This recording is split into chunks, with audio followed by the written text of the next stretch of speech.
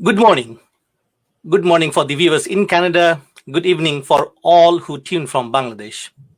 On behalf of the Bangabandhu Center for Bangladesh Studies and Conflict and Resilience Research Institute Canada, I welcome all of you to today's special webinar titled Evolving Rohingya Crisis and International Responses, Canada's Role in Repatriation and Accountability Initiatives. Before we begin, let me acknowledge that Bangabandhu Center and the Conflict and Resilience Research Institute Canada are located on original lands of Anishinaabe, Cree, Oji-Cree, Dakota, and Dene peoples, and on the homeland of Métis Nation. We respect the treaties that were made on these territories. We acknowledge the harms and mistakes of the past, and we dedicate ourselves to move forward in partnership with Indigenous communities in a spirit of reconciliation and collaboration.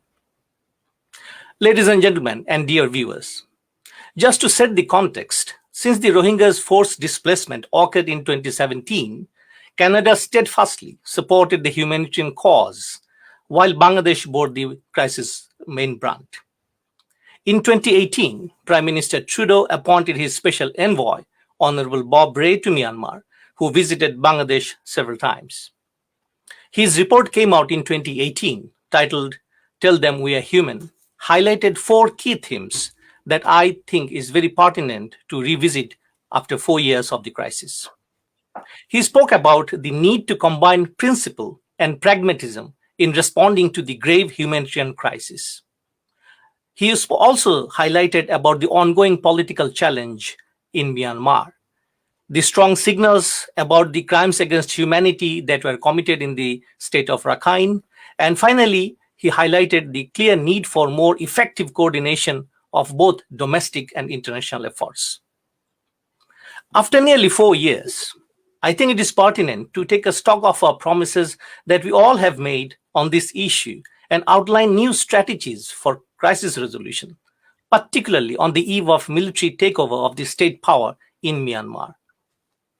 As we speak now, nearly 1.3 million Rohingyas are stranded in Bangladesh, making it the most acute humanitarian disaster in comparative history.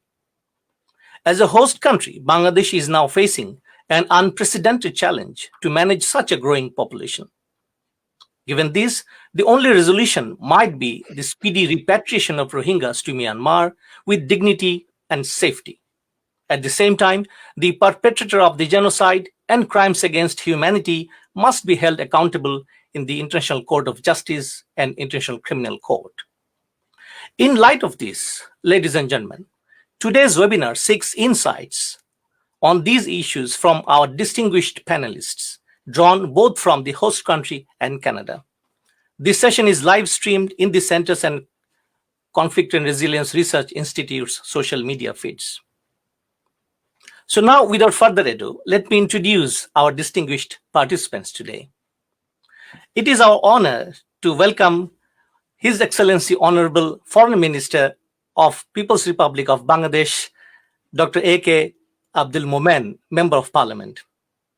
In his academic career, he has a PhD in economics and an MBA in business administration from the Northeastern University, an MPA in public administration, public policy and international economics from Harvard University, Cambridge. He was also the Bangladesh Ambassador Extraordinary and Plenipotentiary and Permanent Representative to the UN from August 2009 to 2015. Welcome, sir, to this session. Now we have our own Senator, Mary-Lou McFadden. Born and raised in Manitoba, Canada, she was called to the Bar of Ontario, named a member of the Order of Canada in 1985 in recognition of her co-leadership in the successful campaign for stronger gender equality protections in the Canadian Constitution, and appointed to the Senate by Canadian Prime Minister Justin Trudeau in 2016. She is a lawyer and educator who specialized in teaching and developing systemic and sustainable change mechanisms to promote equality and diversity. Ladies and gentlemen, Senator Mary-Lou McFadden visited Bangladesh Rohingya camps in 2018, if I'm not wrong, Senator. Thank you. Next, let me welcome Honourable Member of Parliament NDP for Edmonton Strathcona, Heather McPherson. She has 25 years of experience in building strong communities locally, nationally, and internationally. Most recently, she was executive director of an organization representing Alberta not-for-profit organizations that work on issues relating to poverty reductions, human rights, environmental protection, and gender equality. She has a Master of Education from University of Alberta and has taught around the world. Next in line, we have Honourable Member of Parliament Conservative for Saskatoon West, Mr. Brad Redekop. He's a small business owner and entrepreneur who has lived in the Saskatchewan area for 35 years. He spent 20 years in finance and accounting roles in the manufacturing industry, ultimately appointed as plant controller and then plant manager for a large multinational corporation. Before being elected, Brad owned and operated his own home building business for 10 years. Welcome, sir. And finally, we have Professor John Packer, who is Associate Professor of Law and Director of the Human Rights Research and Education Center at the University of Ottawa. He was appointed the inaugural Neuberger Jessen Professor of International Conflict Resolution in April 2018. Professor Packer previously held academic positions at the University of Essex, where he was the director of the world-renowned Human Rights Center at the Fletcher School. And last but not the least, the chief patron of the Bangabandhu Center for Bangladesh Studies, His Excellency the Honourable High Commissioner of Bangladesh in Canada, Dr. Khalil Rahman, is with us this morning. It is worth mentionable, dear audience, that without his active support, the foundation of the center, which has organized jointly today's webinar session, would have not been possible. Underscoring the value of Canada-Bangladesh friendship, he supports the center's research and scholarly engagement. Now, I would like to invite Honorable High Commissioner to have his opening remarks to open the session. The floor is yours, sir. Thank you, Dr. Ahmed. Good morning, the distinguished panelists from Canada, and good evening to the Honorable Foreign Minister of Bangladesh in Bangladesh.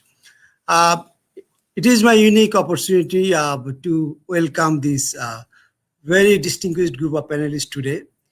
Honorable Foreign Minister of Bangladesh, Honorable Senator Marilu McFedran, Honorable Members of Parliament Heather McPherson, Brad Redekop, and Professor John Packer of University of Ottawa. I really thank you for your valuable time to be with us at this important webinar. I won't be talking at all. I think this is the first webinar we are organizing jointly with, the Bangabandhu Center for Bangladesh Studies in Canada and the Conflict Resilience and Center.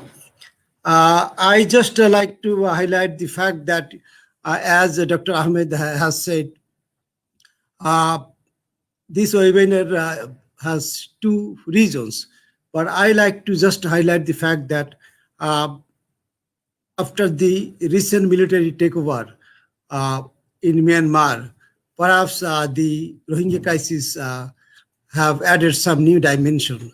However, repatriation of 1.3 million Rohingyas as early as possible to their secure home in Rakhine State of Myanmar remains always a priority, along with bringing the perpetrators of murders, all kinds of crime, and most importantly, genocide and crime against humanity among the Rohingya population. Like providing continuing support to humanitarian aspect of the issue, we feel that Canada's role in the above two areas is of paramount importance. So today's webinar, I hope, will foster the stronger relations between the two countries, Canada and Bangladesh. And I also hope that the work of the Bangabandhu Center for Bangladesh Studies in Canada will foster this collaboration in the days to come, and we look forward to your continuing support to our efforts. So without further ado, I'd like to request Dr. Ahmed to start the proceedings to listen to our distinguished panelists. Thank you. Thank you, Honorable High Commissioner. Dear audience, let me then welcome His Excellency Honorable Foreign Minister of the People's Republic of Bangladesh, Dr. Abdul Momen. Sir, floor is yours. Thank you very much. Honourable Senator, Honourable Members of Parliament, Excellencies and distinguished participants, ladies and gentlemen. Assalamu alaikum means peace be upon you. At the very outset, I would like to express my sincere thanks to the organizers for arranging this webinar. I would also like to thank the Canadian government for engaging Bob Rae as a special envoy for Rohingya issues. This event provides us with a unique opportunity to share our views and foster consensus on the solution to Rohingya crisis. As you all are aware, the exodus of Rohingya from Myanmar to Bangladesh has become a recurring phenomenon. Being a bordering country, Bangladesh is the worst victim of this protected crisis. Apart from regular influx in last 6 decades, there had been a series of mass exodus of Rohingya to Bangladesh. Currently, we are hosting about 1.1 million forcibly displaced Rohingya in Bangladesh. In 2017, when the Rohingya were fleeing en masse, the violence and atrocities at the hands of their own people, it was Bangladesh Prime Minister Sheikh Hasina who took the bold decision to give temporary shelter to these persecuted people and thus saved thousands of innocent lives. It was a magnanimous gesture on the part of Bangladesh when many parts of the world were returning back to migrants and displaced people. Despite numerous challenges and constraints, we have been trying to arrange best possible humanitarian assistance to these people with the support of international community, including Canada. We have been spending millions of dollars every year to ensure security and management of huge humanitarian operations. We also spent over $350 million from our own budget to develop an island, Bashanchor, with better infrastructure and amenities to relocate a portion of Rohingya from the over-congested and disaster-prone camps in Cox's Bazar. Just to give an idea, in our camps, the population is 84,000 per square mile, 84,000 per square mile. And you know, the most densely populated cities are Singapore, Hong Kong, Macau, and they have around 5,000–6,000. But here, 84,000 per square mile. Naturally, we wanted to take around 100,000 of them to Bashanchor. Basically, reason was to avert any disaster, because Kotubalang area is a hilly area and we have plenty of monsoon. And so that during the monsoon, there is not that much light. If there is a landslide, many will die. Only recently, there has been fire broke out. And as a result, almost 60,000 of them became homeless overnight. So to reduce this condition, we decided to take around 100,000 of them to a beautiful island, which is pretty close to mainland, Bashanchor. Ladies and gentlemen, we must not forget that Rohingya are in Bangladesh purely on a temporary shelter. They are Myanmar nationals, and all of them must return to their homeland in Rakhine State. And they would like to go back. If you talk to them, they will say they don't like to stay here. They would like to go back to their country. This crisis is created by Myanmar, and solution also lies with Myanmar. Bangladesh always sought peaceful resolution of Rohingya crisis. Shortly after the exodus in 2017, we concluded bilateral instruments with Myanmar, laying down the guiding principles and modalities of repatriation.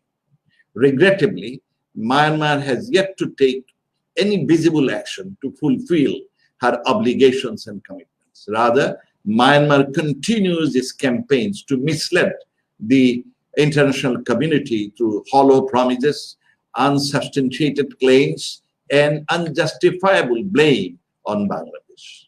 As a result, 2 earlier repatriation attempts in November 2018 and August 2019 turned futile. None of the Rohingya volunteered to go back to their homeland in the prevailing situation. We're already in the 4th year of this latest exodus, with not a single Rohingya so far repatriated. Basic reason is the Rohingya don't trust their Myanmar government. They have no confidence on the Myanmar government. And therefore, we suggested varieties of proposals for building, the confidence, improving the confidence level. Unfortunately, Myanmar government did not comply any of them. Recent political developments and ongoing instability in Myanmar entail further uncertainty in the repatriation. Prolonged uncertainty over repatriation may entail widespread frustration among Rohingya, which may lead to pockets of radicalism and extremism, seriously undermining the security and stability of the region. Already, the total, this Rohingya is more than double of the local population, and therefore, the local people are not happy at all. And at times, there are some difficulties, some law and order problems with them also. Excellencies, ladies and gentlemen, it has become evident that repeated calls of the international community and scores of resolutions at various UN bodies failed to bring about any positive change in Myanmar's mindset, policy, or approach. Expanding economic ties and technical collaboration with the outside world, despite massive human rights violations, might have further emboldened Myanmar in its continued pursuit of abusive policies with a greater sense of impunity. Probably time has come for the international community to revisit the approach and act in a decisive manner. Here, I would like to draw your attention to a couple of events. In the last 4 years, the total investment and trade of Myanmar has shot up, even with the Western countries. European Union, it has increased from 3 to 15 times. Their trade and investment has gone up so much, in spite of the fact that there has been genocide in Rakhine State. So this is very sad. And although there has been a lot of high talks and discussion, unfortunately, there are hardly any economic sanction. Only recently, this week, there has been some economic sanction by the new Biden administration. But until then, even the European, till today, is allowing them GSP facilities for their exports. This is so sad. A country who is violating all the norms and has committed genocide or ethnic cleansing, that country have been being encouraged, and all the friends of Bangladesh, they have been investing, and the friends of Canada, for example, they have been investing hugely in Myanmar.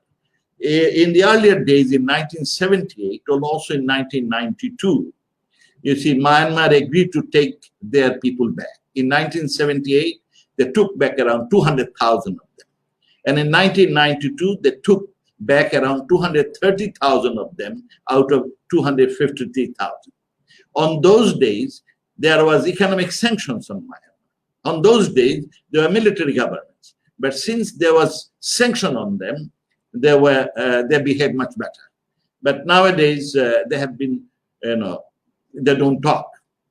These displaced people are not expected to opt for return on their own volition unless Myanmar creates a conducive environment in Rakhine State and builds confidence among Rohingya. Myanmar needs to adequately address the fundamental concerns of these displaced, persecuted Rohingya, which include, among others, safety and security. Number one is safety and security. Number two, they must have free mobility and must have a normal living in places of origin. And of course, there should be issuance of proper identity documents. For a durable solution, it is also essential to dismantle the discriminatory system and the culture of impunity in Myanmar. Bangladesh has been playing a proactive role in relevant international fora to uphold justice, accountability, and rights for Rohingyas. We appreciate Canada's persistent and sustained commitment to international accountability initiatives. We also welcome Canadian government's intent to intervene in ICJ in support of the Gambia's genocide case against Myanmar. We look forward to enhanced support from the international community in the ongoing accountability initiatives.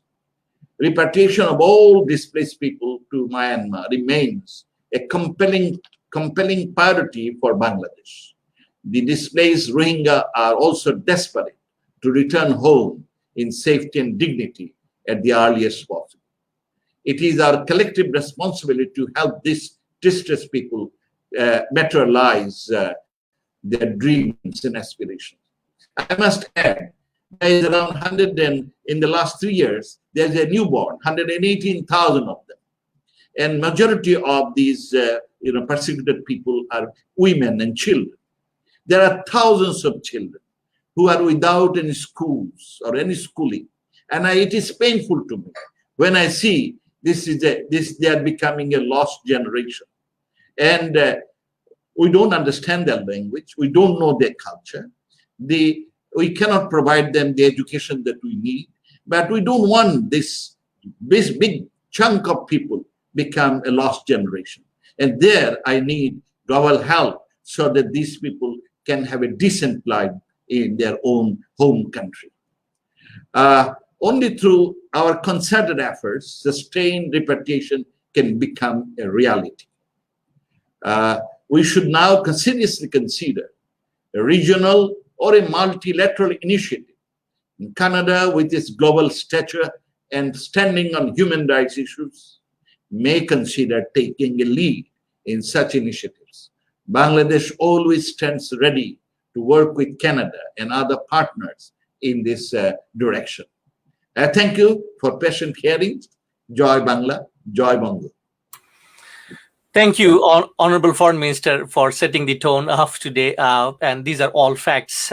We are deeply appreciating your insights.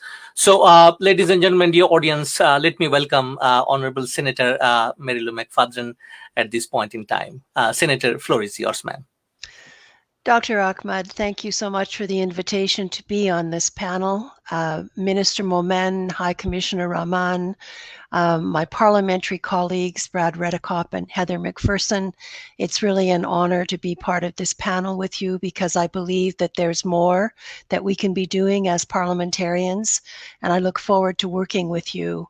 Professor John Packer, thank you for your unceasing efforts to raise the level of knowledge that we need in order to be able to make good decisions and follow those decisions with effective action. I do want to thank you also for the acknowledgement. I am an independent senator from the Treaty 1 territory and the homeland of the Métis Nation. And I also think it's important that we acknowledge that the Parliament of Canada is situated on the unsurrendered territory of the Algonquin and Anishinaabe peoples. I guess I'm going to be fairly frank about the sense that I have of where we are today. I want to thank both the High Commissioner and the Minister for what I think are excellent remarks that help us appreciate the context and the historical moment that faces us now. I was in the camps in September of 2019, and I saw what was possible on a very small scale in providing education to Rohingya children. And I was very pleased to be able to speak with and meet with your Speaker Chowdhury when I returned from the camps back to Dhaka. And one of our conversations was about the Convention on the Rights of the Child and the fact that this lost generation, as you call them, Minister Momen, are really the future, not only of the Rohingya people, but as global citizens, and the right to education that is theirs under the treaty is extraordinarily difficult to actually deliver. So I want to acknowledge with appreciation, I know the efforts that have been made since 2019 to try to make it possible for various forms of education to be delivered. And the more we can do on that, the better. I will use this opportunity to remind the Canadian government that we are at the beginning of a new fiscal year, which means that the millions of dollars of funding that flowed from Canada to try to support Bangladesh and the Rohingya people that are in the camps, that funding has ended. And we haven't heard much about renewed funding. This is something we really need to focus on and make sure that this has not been forgotten. I also want to acknowledge that April is Genocide Remembrance Month, and that this is a time for Canada, in Canada, declared by our Parliament, and that this is a time for Canada to also look within and to see the many ways in which Canadian organizations, non-governmental organizations, our parliamentary members, and also individual citizens that are taking initiatives to really try to make a positive difference in the camps in cooperation with Bangladesh.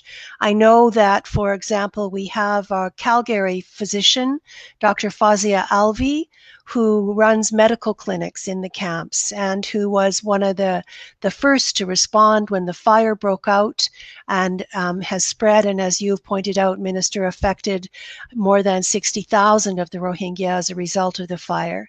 And of course, we're now facing the cyclone season. I hope, Minister, with all due respect, that your optimism about Bashar al-Assad is going to turn out well. I think the cyclone season is going to test that optimism, probably quite severely. And I want to close by noting that Canada's words, including the very fine report by our now permanent representative to the United Nations, Ambassador Bob Rae, Canada's words have, for the most part, been good and well-intentioned. I have to pause here, though, and really question Canada's actions. We're missing in action relative to what is possible. And I think a number of the points made by you, Minister, are need to be taken back into our parliamentary system, into discussion with government, into ongoing efforts by the wide range of civil society organizations in Canada, because I'm very sad to say this, but I don't think we've stepped up. I don't think we've matched those words with the actions that are needed. And in particular, I just don't understand why it is that Canada and the Netherlands continue to dither when it comes to a strong representation at the International Court of Justice on the existing case related to the genocide of the Rohingya. Why would such well-resourced countries like my own Canada and the Netherlands not be active, full parties in this genocide case? The last point I want to make is one that is more difficult to get to, but I do believe it's crucial. I also, as part of my study tour in Bangladesh with the Global Network of Women Peace Builders, stopped in Thailand and had a number of consultations. And I can see very clearly that we need to follow the economic pathways that are operating. This is not a matter that can be solved if we don't also look at the economic relationships, the influence that China has on Bangladesh, the influence that Thailand and other Asian countries have as a result of economic ties and economic benefits with Myanmar. And lastly, the fact that there are numerous Canadian organizations that are benefiting from the situation in Myanmar, and that those economic ties need to be examined much more closely, and we need to understand better how those economic influences are producing the relative state of inaction that we're facing now. Thank you so much. I look forward to this discussion with my very honorable panelists. I must say, Senator, you have spoken my mind. There must be more dialogue and discussion on the issues, and we must create a public, awareness all across the globe and put pressure on this regime to behave humanely. Thank you. Thank you, Minister. Thank you so much, Honorable Senator, for kind of giving us a reality check on this whole issue. Thank you once again. Ladies and gentlemen, it's time to welcome Honorable Member of Parliament Edmonton Strathcona, Heather McPherson, to take the stage. And floor is yours. Thank you, Dr. Ahmed. I agree very much with my colleague Senator McPherson who just spoke on many of the things, and I'll be touching on a few additional aspects. But I did want to say that thank you very much for inviting me, for allowing me to be part of this important conversation. It's a great honor to be here with such distinguished guests, to be here with the Honourable Foreign Minister and His Excellency, my colleagues from the Parliament of Canada, and of course Dr. Packer. I am speaking to you from Edmonton, from Treaty 6 territory, and I just want to give you a little bit of background on some of the places that I'm coming from with my comments. So as was mentioned in my introduction, I have worked in the field of international development, of poverty reduction, of gender equality for the large part of my career before becoming a politician with the New Democrats. I'm also the New Democratic Party International Development Critic and the Deputy Foreign Affairs Critic. And I also sit on, as the NDP representative, on the International Human Rights Subcommittee. So that subcommittee has done an awful lot of work over the years on the Rohingya crisis.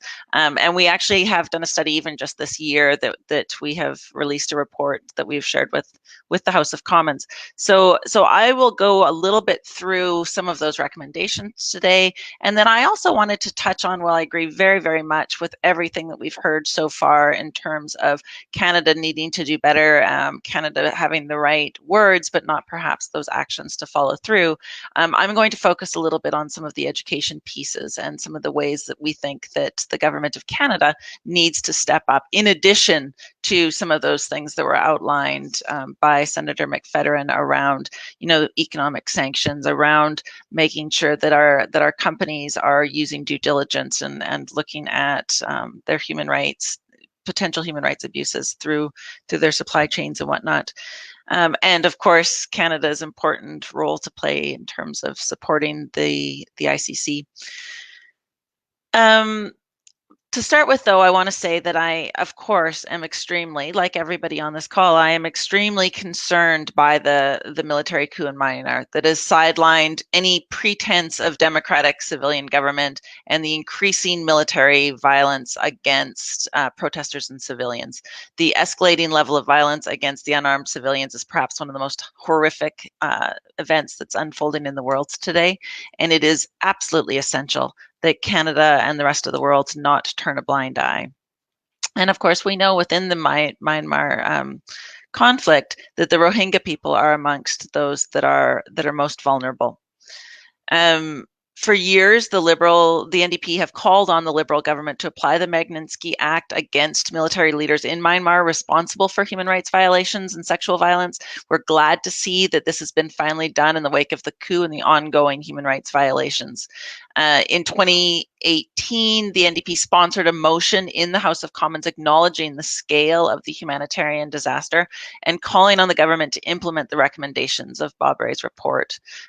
Support for the work of the UN Human Rights Council and the High Commission for Human Rights, and support a referral of the situation of the UN Security Council to the International Criminal Court. This motion was passed with universal consent, unanimous consent. I also mentioned that the International Human Rights Subcommittee has done a report, and I did want to outline there are 10 recommendations that have to do specifically with the Rohingya refugee crisis. And I did want to outline just a few of those, if I could, in my few moments that I have. The report is available to be seen. So if you wanted to go through and look at all of the recommendations, those are available. But some of the ones that have come up is that the government of Canada needs to support the United Nations Refugee Agency in its efforts to ensure that healthcare is provided to the Rohingya, that the vaccination efforts through COVAX are brought forward. Anyone who knows me knows that I am I'm a staunch supporter of ensuring that we are responding to the COVID-19 crisis appropriately, that we are ensuring that people around the world are given access to it, that we are not ensuring that wealthy countries and wealthy populations are vaccinated before the most vulnerable. I think it's important. I think it's something we need to bring up every single day to make sure that we are responding appropriately around the world. That Global Affairs Canada work with the government of Bangladesh and humanitarian organizations in the region to eliminate barriers to education projects for children in refugee camps, with an emphasis on ensuring equal participation of girls. We know that COVID-19 and the crisis around the Rohingya is disproportionately impacting girls, and that the repercussions, the fallout of those diminished access to education will be long term, and will have impacts on the Rohingya people for a long period of time. We know that we need to work through international channels to establish a mechanism for safe and dignified repatriation of the Rohingya to Rakhine. As the Honourable Foreign Minister mentioned, the Rohingya people would like to return, and we need to find a path forward. Of course, at this point, they're not able to trust the government in Myanmar, and so efforts need to be made through the international community on that front. That we lead efforts to establish more stable funding mechanisms that enable long-term planning for international aid efforts, particularly programs that address the specific needs of women and girls. So Senator McFedrin spoke of the fact that the $300 million that was allocated has now expired. It is now done, and we have not seen a commitment from the government of Canada to continue that on. That's maybe where I would start in terms of those things that Canada needs to do right now. We need to recommit funding through Global Affairs Canada. It needs to be at least at the level of $100 million per year, with, I think, a focus on education. Right now, we are seeing the government building on the Charlevoix Education Initiative. That's good, but at the moment, what we have seen is that the Together for Learning program that was recently announced in February from Global Affairs Canada does not have any mechanisms with which Rohingyas can benefit from this program. At the moment, there is only one call open for programming, and that is for Sub-Saharan Africa. And there is no path at this point to access that funding. My worry, of course, and I'll be very blunt, I've worked with Global Affairs Canada for a number of decades.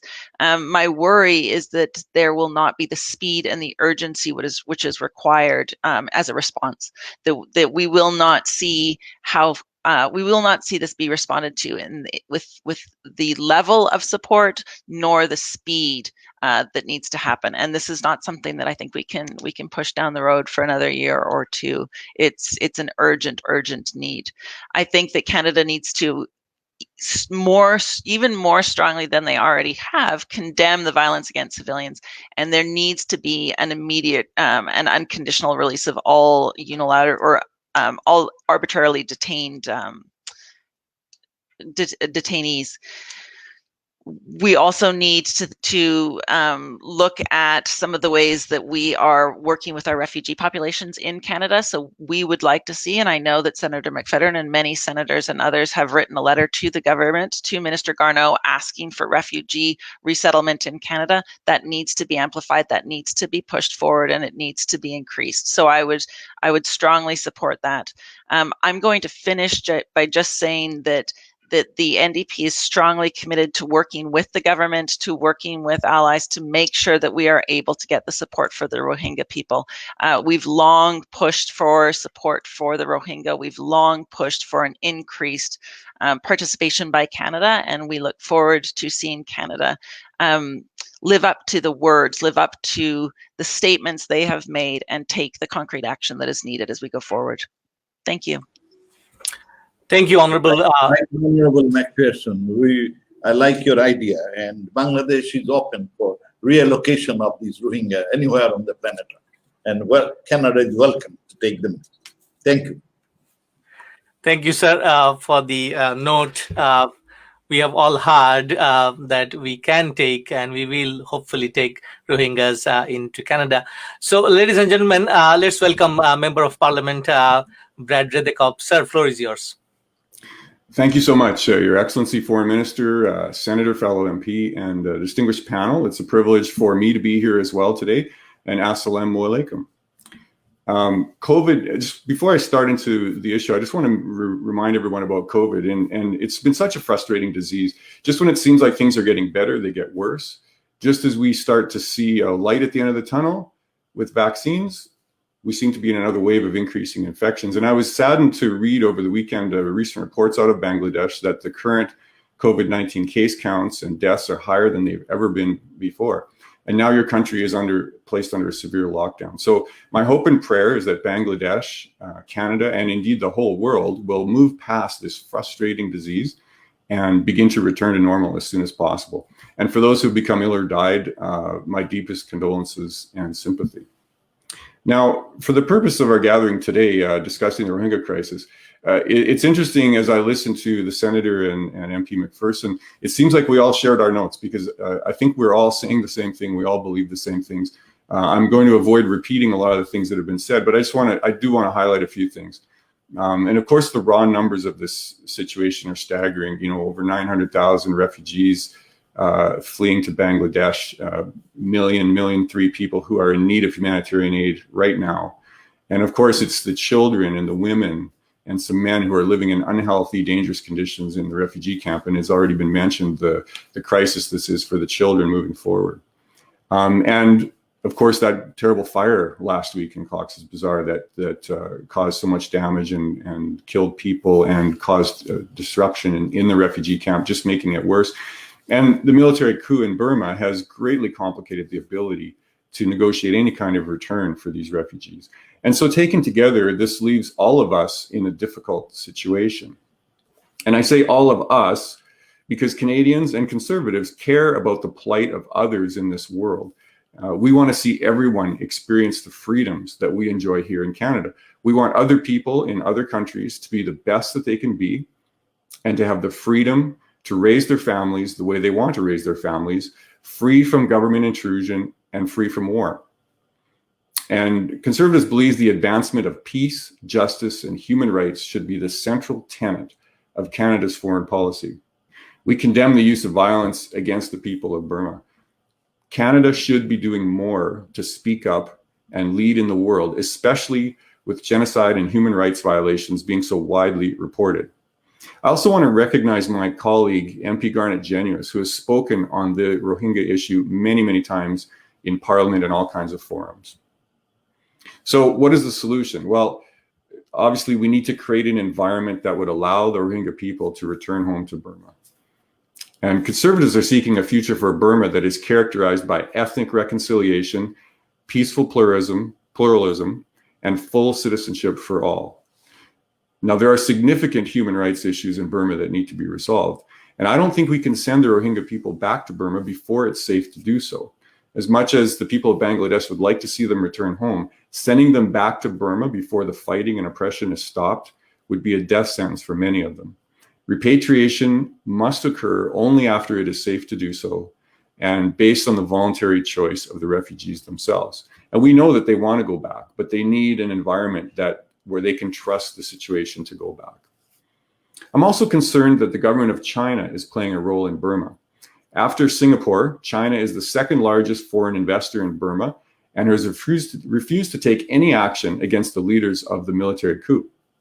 The Chinese Communist Party continues to work beyond its own borders. I believe the Chinese government may be enabling human rights abusers in Burma, and we cannot let an authoritarian country intimidate us. So what is Canada to do? Well, we need to support democracy and ethnic reconciliation. We must work with our allies to help Burma return to democracy. Other countries have been able to reconcile their ethnic differences. I've spent time in Rwanda and I've witnessed firsthand how that can work. We also need stronger sanctions on Burma.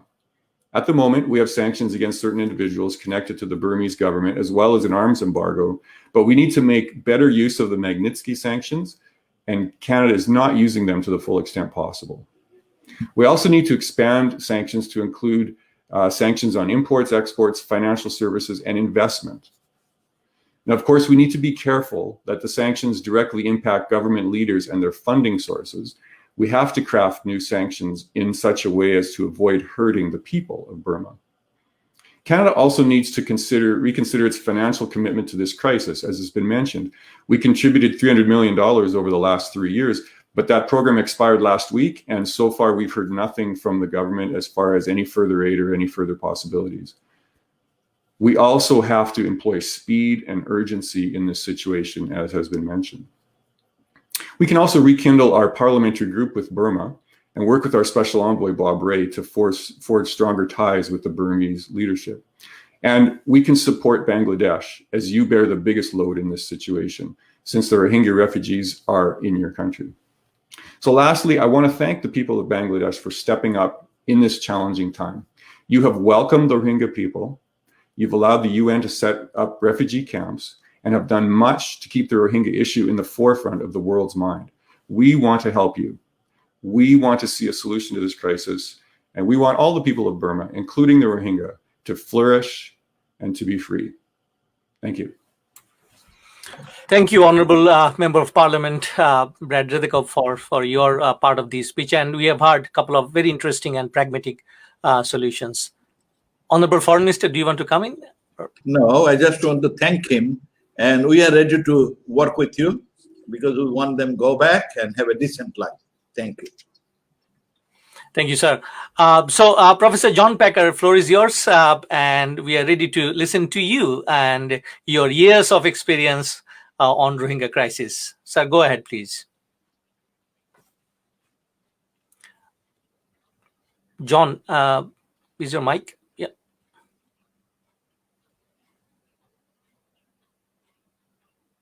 No.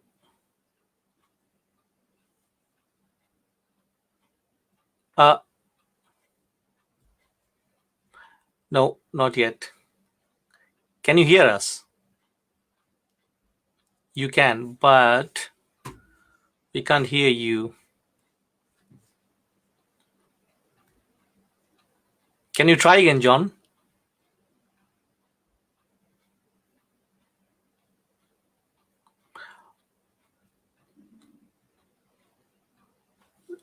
Your audio is for. Yeah. He can sign out and sign in, maybe. Yes, possibly he's doing that. And while John comes in, I just wanted to continue the discussion, and a quick question to Honourable Foreign Minister of People's Republic of Bangladesh. Sir, what is your insight about the significance and influence of big threes, as we call it here, India, Japan, and China? Because Bangladesh has very cordial relationship with all these three countries. And what do you see the future of these countries' role in terms of Rohingya crisis resolution, sir? You see, these three countries are large investor in Myanmar. China was the biggest investor, followed, with also Japan and India. They have plenty of investment. So if this end, these three, China agreed that they will help us in repatriation of the Rohingya.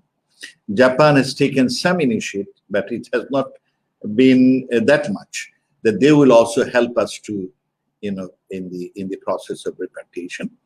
And the other, India has been asking again and again, repeatedly telling us they will be. They also believe with us that only solution lies in their repatriation, safe and dignified return. And that's what we want. And what Brad told us, that we want a voluntary, safe, dignified return of the Rohingya to their country for a better living, for a future. And these three countries, they agreed. But unfortunately, they are not putting pressure enough. Till today, the Chinese investment is huge and continuing. And Japan has become a big investor in Myanmar. And unlike, you see, let's say, a country like Germany, they said until they put a moratorium on their, the investment in Myanmar until the Rohingya issue is resolved. But unfortunately, others are not coming forward. And we need, as all of you have mentioned, we need a strong sanction on Burma, both economic as well as political. Thank you. Thank you. I don't have a very good time. Oh, absolutely. I see John Packer is ready. Okay. I hope it works. Does it work? Okay. Yeah, sometimes we have these glitches. Well, thank you, Dr. Ahmed, for initiating this. I'll try to be succinct. And it's a great honor to be included, Your Excellency, Dr. Momen and Dr. Rahman, with whom I've already had some good conversations, and also the Foreign Secretary when I was in Bangladesh a year ago, long conversation with heads of your departments. Let me just say, by the way, thanks to Mr. Redekop for reminding us about COVID, which I know has struck Bangladesh badly. Even leading persons working on the Rohingya situation, one of the founding directors of the Liberation War Museum who passed away, also one of the leading journalists at Proto-Alum passed away. So I know it's been difficult. I should also quickly acknowledge that I am speaking to you from the unsurrendered homeland of the Anishinaabe population, and which is only to acknowledge that we all have challenges of history and contemporary things that we need to address. Look, let me get straight to the point. The pretensions of democratization and peace processes were that. They were pretensions, and they have utterly failed. And now we must set those aside, and we must be clear-eyed. And we must acknowledge that, that they were not only pretensions, but Dr. Momen, as you mentioned, they were diversions. Because amidst these pretensions or behind them, as you mentioned, European Union investments quintupled, Canadian investments continued.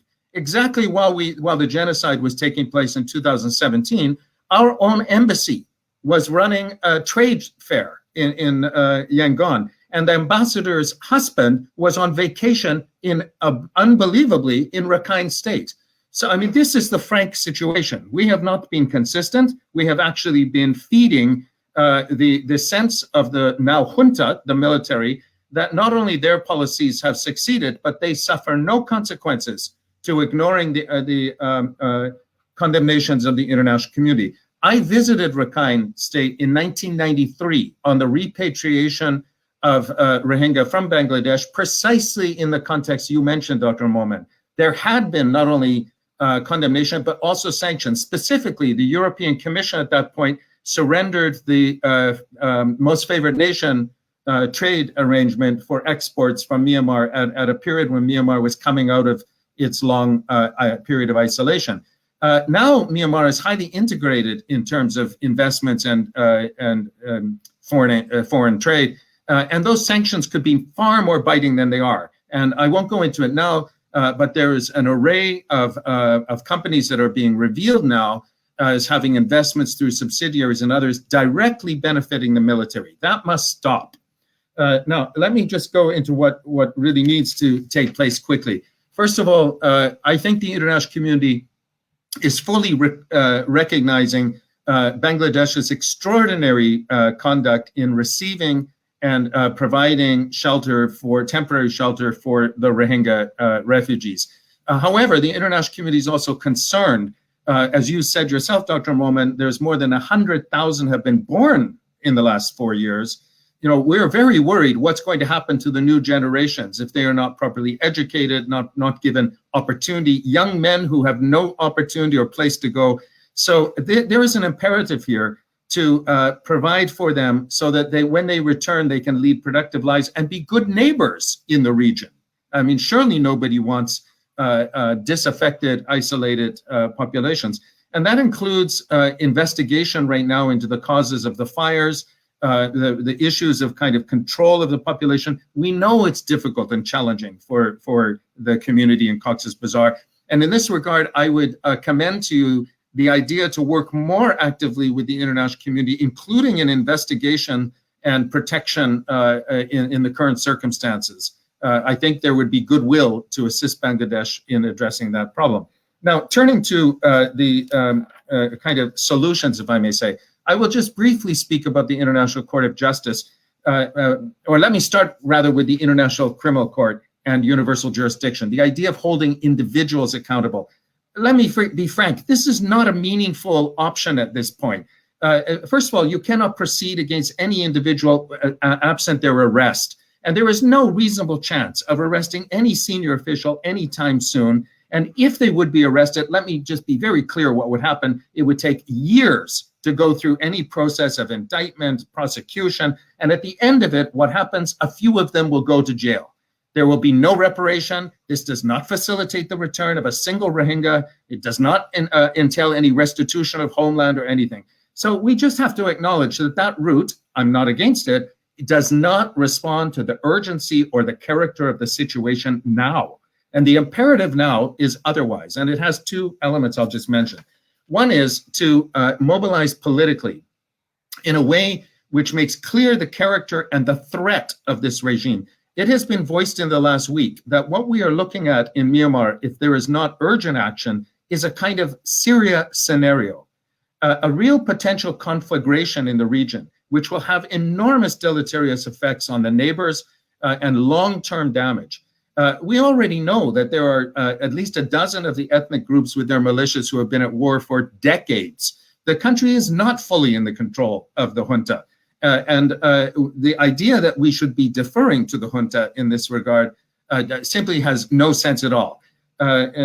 More than that, let me say that what we should be doing is revealing the character of this regime, its absolute illegitimacy and its bankruptcy. And for that reason, I come back to the International Court of Justice. The one mechanism that is available and accessible today, our government can literally submit in the next hour a document at the International Court of Justice to commence an application or to seek intervention under Article 62 of the statute. That is to say, to join the case fully, not to intervene on some theoretical issue of the drafting of the Genocide Convention that will be discussed not now, but in years from now. Let me be clear, years from now. So the opportunity now is to act at the International Court of Justice fully. And in that regard, Canada should be leading, not standing soft pedaling, issuing statements. There is a tendency, and I will be frank, there is a tendency of some politicians and some diplomats to think that action constitutes a statement or the appointment of an envoy. That is not action. Action is to do more than that. And let me say that Canada does not have a special envoy to Myanmar. We had one for about 2 years. That person, Ambassador Ray, now is ambassador in the United Nations, and we have not had an envoy in 9 months. We have nobody in charge of this file, and this file has gotten worse, not better. The situation is imperative now to have a stepped up engagement if Canada is at all true to its declarations. Now, these words at the International Court of Justice, let me just say, what's important is we could be asking for additional provisional measures today.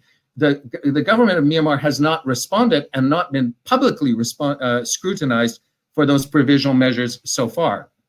If Canada would expose those, and it could with other states, this could have immediate pressure because the generals can no longer hide behind a pretension of a democratic governance or some other processes. And the last point I'll make, just to finish, is because there's much more to the different means of action, but just to say what we're not doing. We could be doing this proactively. The important thing is actually what you mentioned, Dr. Momen, which is to take up a diplomatic effort to look at a solution, actually nearer term solution than we might have thought about as little as 3 months ago. The current situation has created the prospect now of no longer business as usual, but actually an urgency, but also the possibility of doing something unusual. If there was a facilitated diplomatic initiative that would look at solutions like Aceh solution, like Northern Iraq solution. I mention these because these were autonomy arrangements within the territorial integrity of the state and within a new constitutional framework of those countries. So a special autonomy arrangement negotiated with, including in the case of Aceh, with a special monitoring mission of like-minded states, half ASEAN, half European, as you might remember. Not a Security Council mechanism, not a deference by the region to non-interference. And let me underline, that is a fiction. This is a matter of international affairs. This affects neighboring states and it affects the international community. So I'll just finish by saying it is possible. I have personally, professionally engaged in precisely those kind of cases. It is possible to have the kind of initiative you have mentioned, Dr. Momen, and I would suggest that this must be taken up urgently. And the idea that Canada could simply sit and watch while we plan to intervene in some years from now at the International Court of Justice is a dereliction of not only our duties, but to actually misrepresent our capacities and our actual responsibilities. Thank you very much. Thank you, Professor Becker, for, I would say, a very pragmatic solutions and list of activities that we have heard today should be undertaken sooner than later. So, ladies and gentlemen, we are at the end of our session. And before we just close the session, I would like to open the floor for a couple of minutes. We are left with another 10 minutes top. If you have any questions, distinguished guests, to each other, you may say so. Otherwise, from the moderation side, I do have one quick question to our distinguished guests from Canada. So we have heard a list of to-do things from all of you. But in general, we are also wondering, those who in the research side, that what is the deficiency? Is it the will of the government to act on some of those actions that you have mentioned, or is it lack of resources and Canada's list of priorities in international conflict engagement? What is your opinion, distinguished guests? And yes, Senator, please. Thank you so much. I want to very quickly say that with great respect and appreciation, I believe that it is the initiatives that our members of parliament have led that have allowed, for example, my colleagues and I in the Senate to be supportive and to work in coalition. I'm very much hoping that we'll see the reactivation of the all-party parliamentary group on genocide, which made some very strong interventions in the last session of Parliament. I want to encourage my colleagues, MP Redekop and MP McPherson, to see if there's a way of doing that, and to try and get on every one of your subcommittees this as an agenda item to reactivate, because I think we've lost our focus, and we need to do whatever we can to bring that back onto the parliamentary agenda in order to have a much more substantive, proactive, and genuine action on the part of our government on this.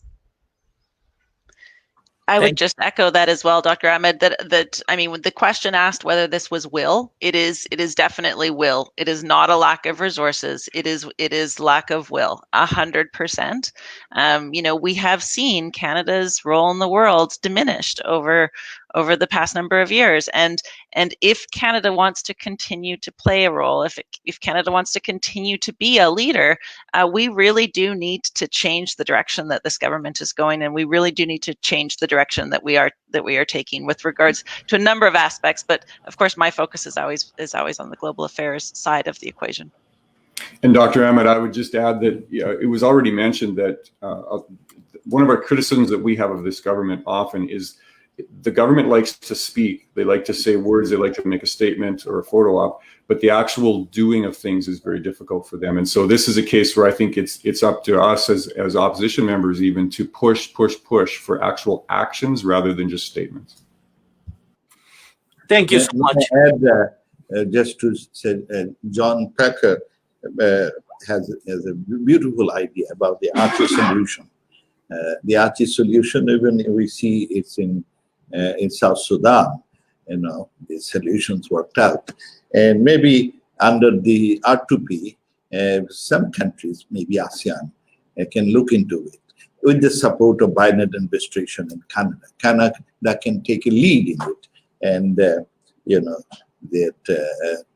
to resolve this issue through diplomatic means. And in the behind, the big stick is the R2P.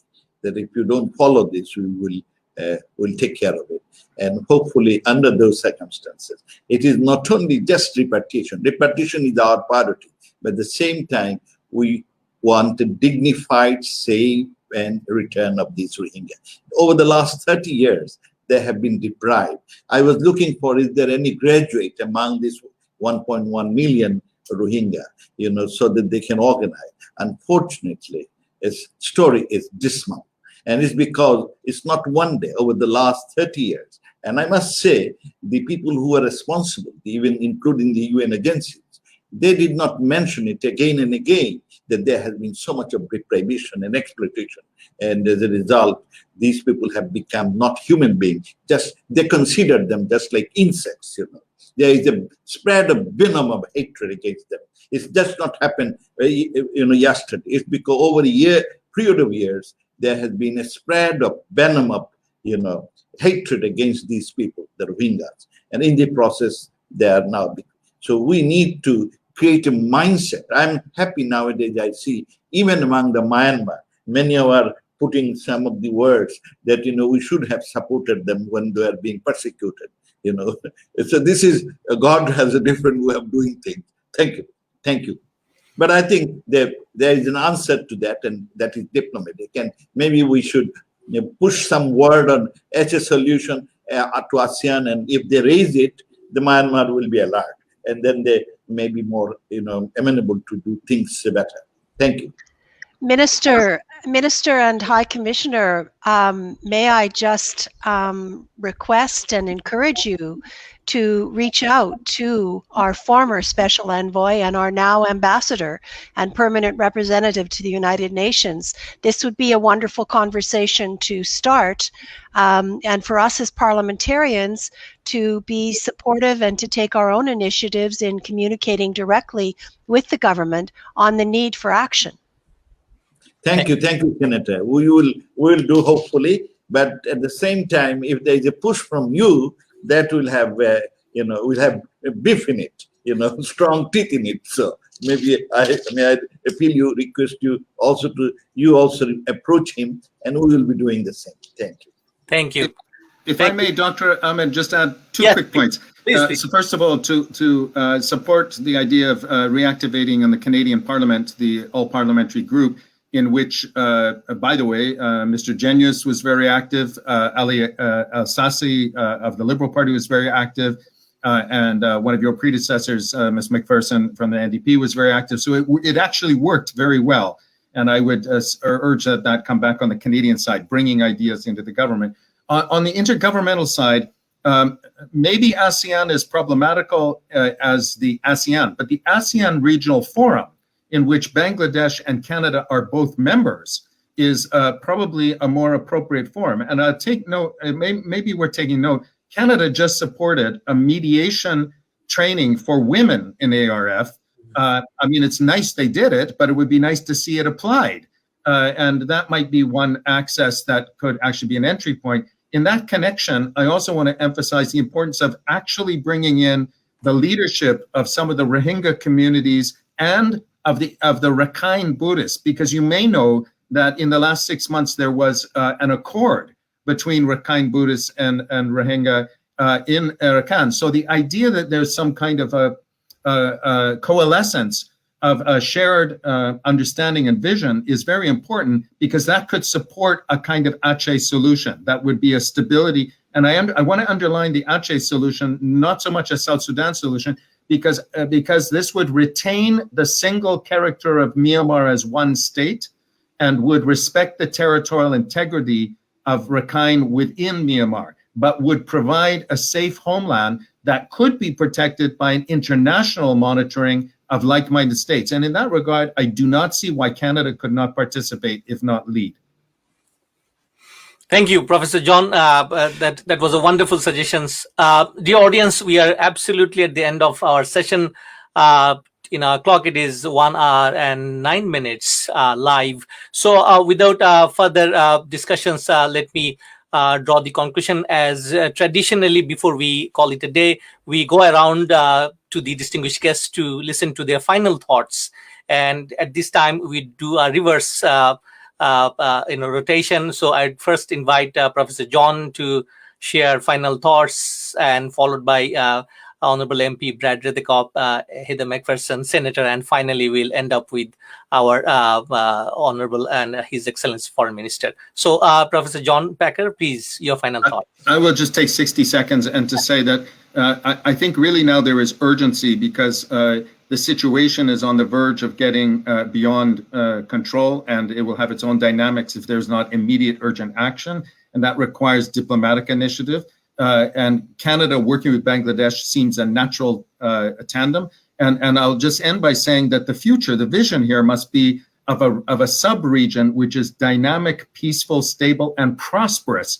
And that will only come by actually engaging along these lines to make sure that the Rohingya return to not only safety and dignity, but to an opportunity of a future in the region of prosperity. And I believe that is possible. Thank you. Yes, thank you.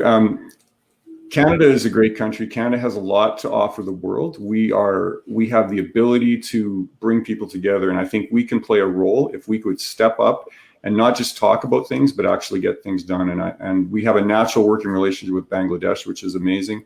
And I just like to see that grow. And I believe there's much that we can do to facilitate that prosperity that John Packer just spoke about. Thank you. Thank you, sir. I'd like to just echo the sentiments that have been expressed already. This has been a wonderful conversation, but it is, and now the work we need to take our prospective positions and work together to make sure that the government of Canada is taking action on this.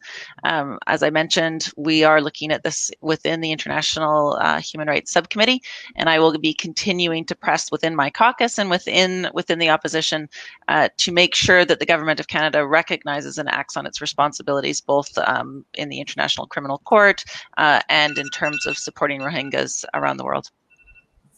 Thank you. And I will add to that just to say to my colleagues, Redekop and McPherson, that the committee processes may be a somewhat slower way to go. I'm speaking to you from a Senate that's working at a very reduced capacity. I'm somewhat embarrassed to say, but it is the truth. And I wonder whether we might work together in a joint statement that we could move more quickly on, that would list priorities for action that we've discussed on this program today. And I would be honored to work with you on such a joint statement to the government. Thank you. Absolutely. Very good. Thank you. Sir. Maybe if you want to ask me, maybe our priority is repatriation, just not repatriation for a decent living by this Rohingya back to their country of origin. And to achieve those goals, we may have to have stronger economic sanction, because that type of government only listens to sanctions, both the political as well as economic sanctions. And maybe we should knock the concept of arch solution, which might be one pressure on them.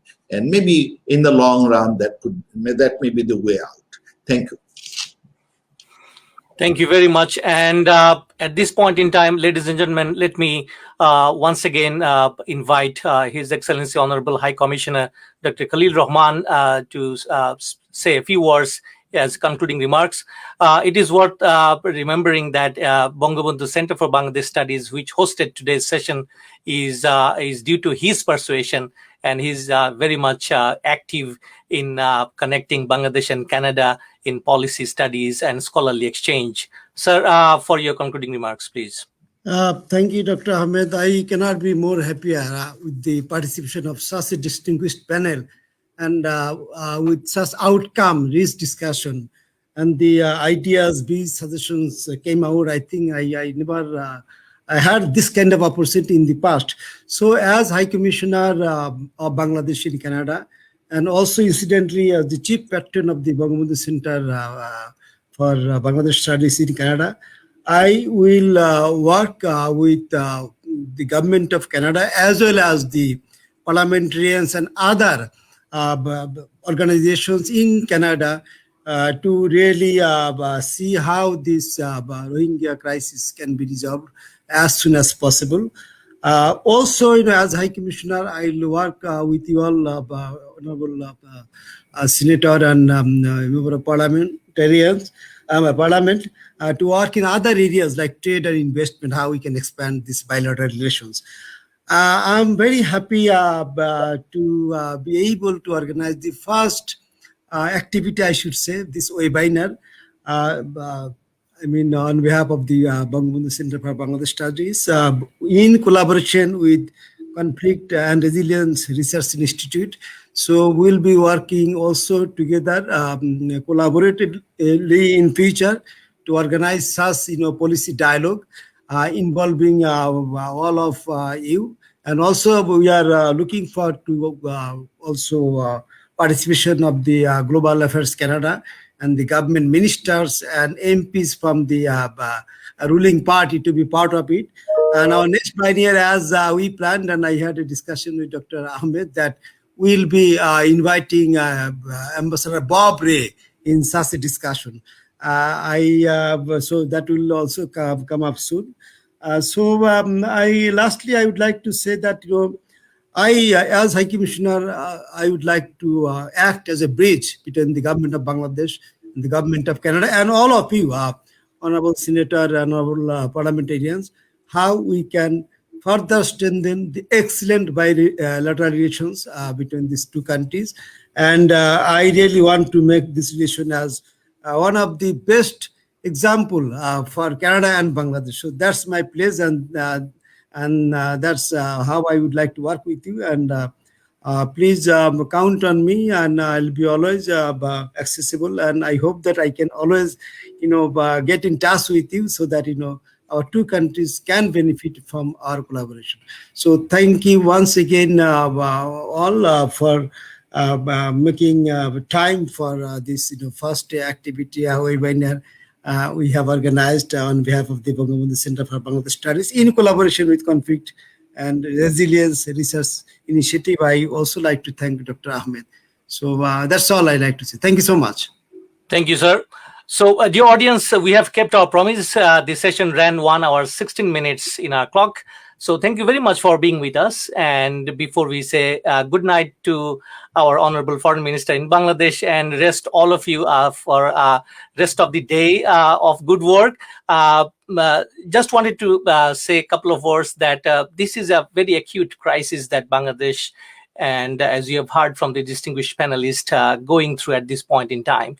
And there must be an urgency in terms of intervention, as Professor Pecker rightly mentioned. We just can't sit idly in the sideline and watch this problem to be solved by Myanmar itself. The time has passed. 4 years is too long a time to watch and see a lost generation, as rightly coined by the Honorable Foreign Minister, is growing in the camps. And there are wider ramifications of the conflict, both regionally and globally.